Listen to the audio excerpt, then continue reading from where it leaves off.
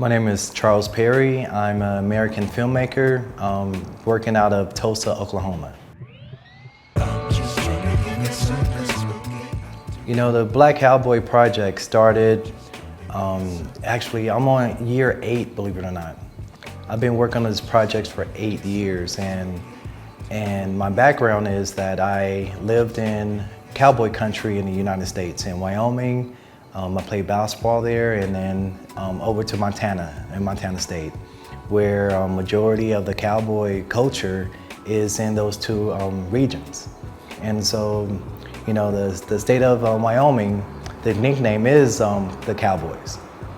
So being out there, going to college and living out there, what I found out is that, you know, the cowboy culture is bigger than what we know from television. Because typically, you know, when you think of a cowboy, you think of a white male on a horse, you know, and that's been out through the beginning of media, beginning of film. The cowboy is portrayed by a white man on a horse. And, you know, everybody accepts that, I mean, from around the world. And so when I became a filmmaker, while traveling across country, I stopped in a small town called Omogi, Oklahoma, where I saw a black rodeo, like all black rodeo, 15,000 people, you know, participate in a rodeo, and I was really confused by it.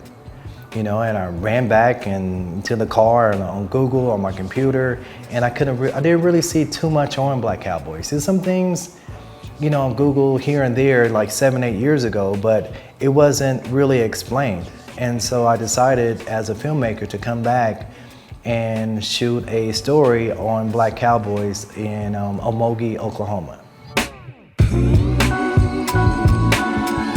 I chose Rwanda because when you look at the cowboy history of the United States, right, the Black Cowboy is the original cowboy.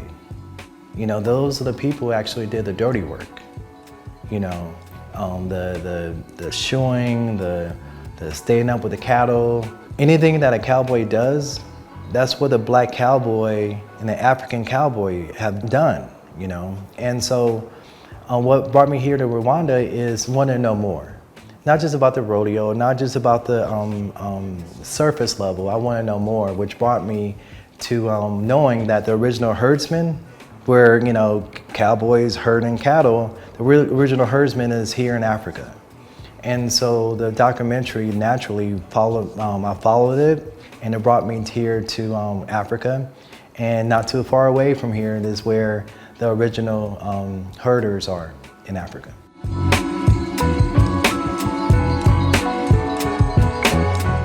Man, the journey has been eye-opening. You know, it's been really, really eye-opening.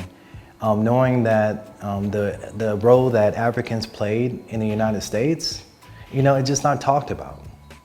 And so since it wasn't talked about, the journey started, you know, with the Black Rodeo, then turned into the Black Farmers, and then it turned into the Black Cowboy, which Africans and Native Americans had a relationship throughout history in the United States.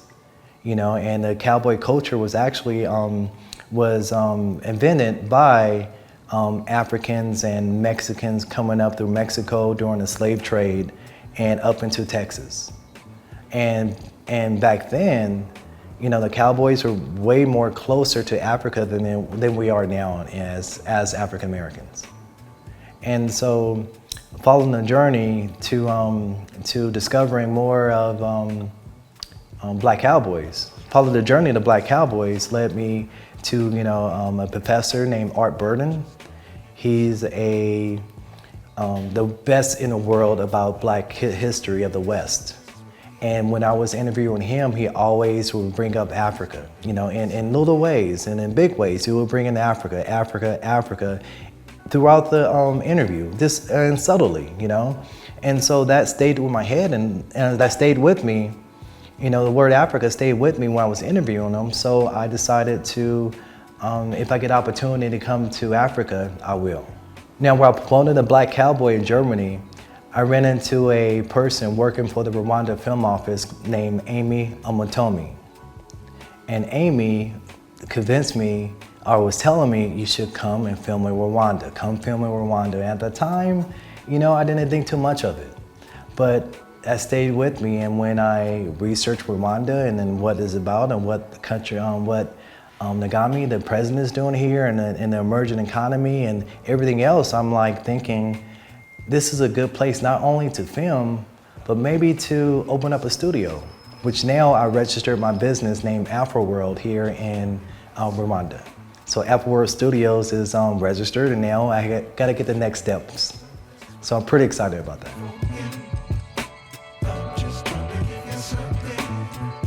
My first experience of the country is super clean. The country is clean, and the people are really nice, right? I don't worry about my safety here at all.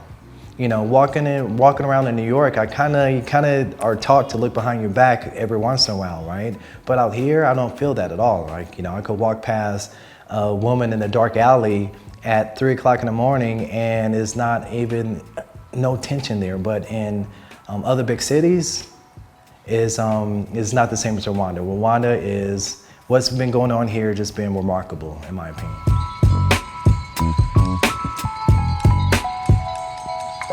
Cinema is really important into the cinema export cultures, right? Cinema, movies, film, media export cultures around the world.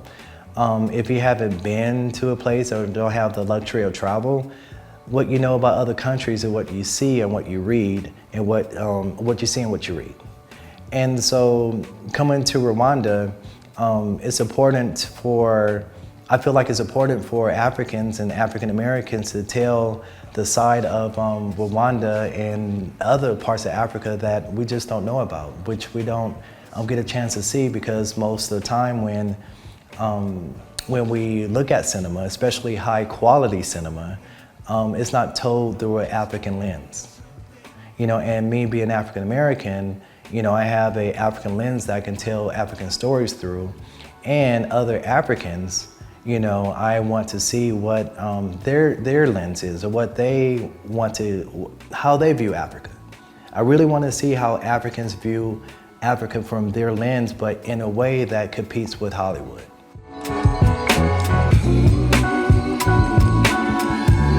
Oh, the future projects is they're endless here. Part of the Black Cowboy actually is going to be filmed in the cattle here. I have an interview arranged to find out more about herding and cattle here in Rwanda. Where milk is king out here, right? And not only that, some other projects in the works. One with Amy, she's documented different tribes around the region, down here in Rwanda and down in Burundi. She's documented that, and so I'm going to be helped with those projects and other narrative type projects where I'm looking for scripts, local scripts and scripts that involves America and Africa, and so I have a script that is a coming home script where America and Africa come together. It could be love stories, it can be comedy, it can be thrillers, but anything where African Americans and Africans come together and tell stories through cinema. One thing I want to encourage is Africans making African films.